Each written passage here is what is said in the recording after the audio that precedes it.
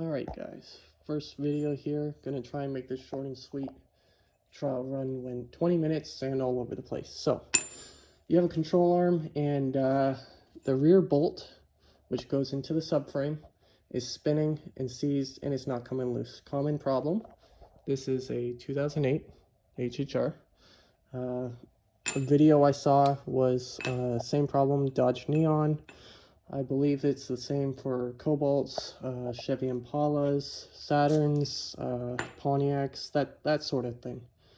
Common problem that this bolt just spins and doesn't come out. Now this is the driver's side, no problem, but I'll give you a rundown. Basically, this bolt will come up through here, through there, and there's going to be a metal cage up at the top, which is where your problem inlines. Right up in there. Now that middle part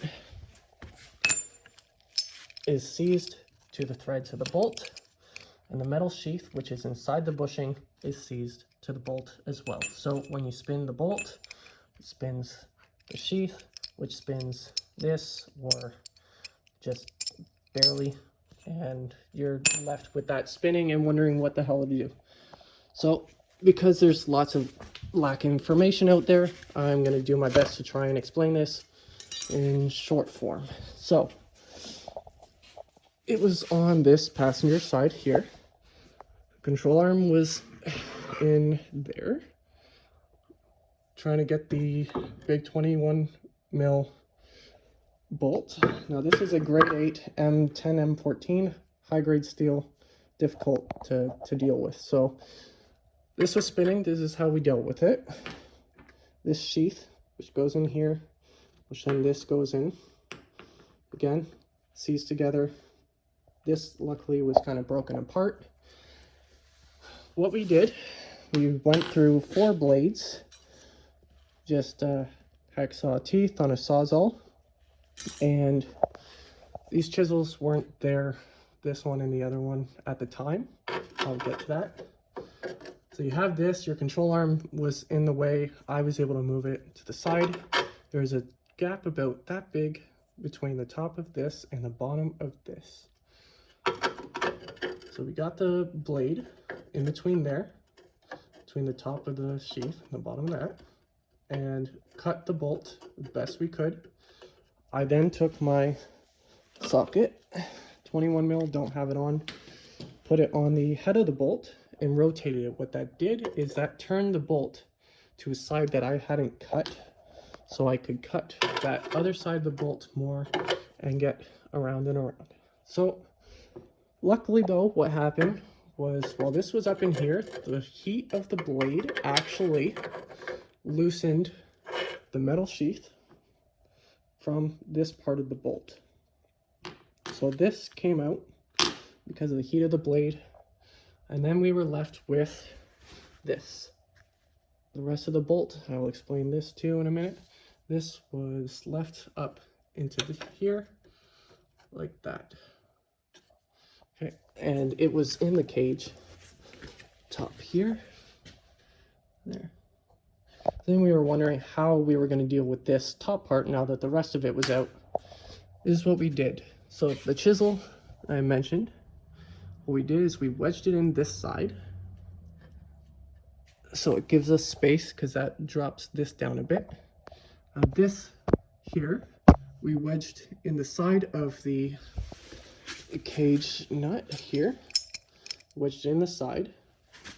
Now you want a chisel wide enough, this isn't the one we used, but wide enough this way and wide enough this way. This way, so it puts pressure against the side of here, and the side of here, and the side of here. Right, so it puts pressure on that. You want to try and get this in like that. You want it wide enough this way, so that it actually has enough coverage and doesn't really move much, because it has pressure up top here when it's in, and at the bottom, or it's the top part here. So it wedges in and stops that middle part from moving. Okay, so we have the little bit of threaded bolt on there. We have this chisel for spacing. We have this in there to try and prevent that from rotating so much.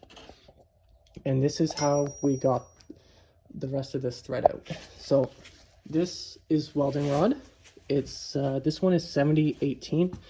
I believe 6011 is the other option you can use. So we welded a little bit of rod to the bottom part of the bolt through these holes. Put the rod up through there. Got it to the bottom of the thread, welded it. And then, of course, you want to spray lots of lubricant, by the way, on all that, long before everything. Okay, and then the next part, after this was welded on there, I got my torch. Just right here. I don't know why my voice went so high.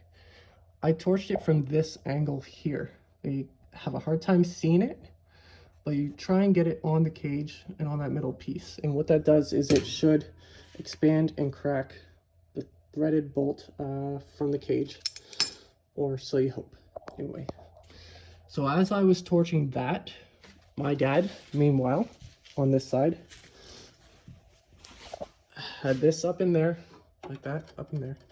He took pliers in this space in here, put it on the bolt, the threads itself, put another pair of pliers at the bottom down here, because he didn't want to break the rod, and rotated it at the same time as I was torching. And what that did was that cracked them separately, and this was able to come out.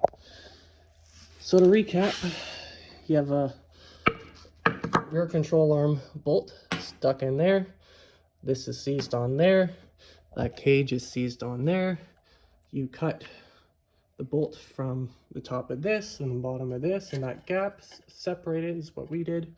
You can do the same on the bottom, but we didn't have to. The bottom dropped out. We then space wedged that, put the other chisel on the side to stop it from spinning, torched it.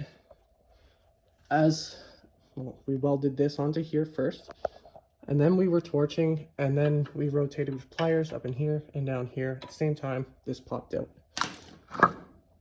Now, that rubber being gone was kind of helpful. We went through 4 blades on the Sawzall.